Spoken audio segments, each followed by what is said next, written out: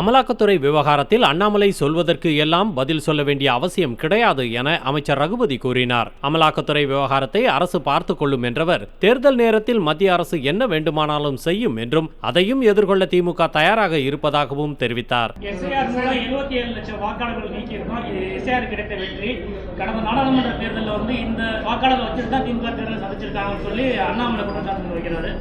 அண்ணாமலை என்னைக்குமே பகல் கணக்கு காண்பார், குற்றச்சாட்டு வைப்பார். இந்த 77 லட்சம் வாக்காளர்கள் இன்றைக்கு நீக்கப்பட்டிருக்காங்கன்னா அவங்க இறந்தவங்க ஷிஃப்டட் அந்த மாதிரி தான். நாங்கள் எந்த திருட்டு ஓட்டும் எங்கேயும் போடலை.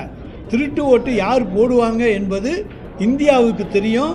அந்த இன்றைய பொறுத்த வரைக்கும் இந்த 77 லட்சம் ஓட்டு நீக்கப்பட்ட காரணத்தாலே எங்களை பொறுத்த வரைக்கும் உண்மையான வாக்காளர்கள் எங்களுக்கு தான் வாக்களிப்பார்கள். நாங்கள் இந்த 200 என்கின்ற இலக்கை மிகச் சுலபமாக அடைவதற்கு இது எங்களுக்கு உறுதுணையாக இருக்கும்.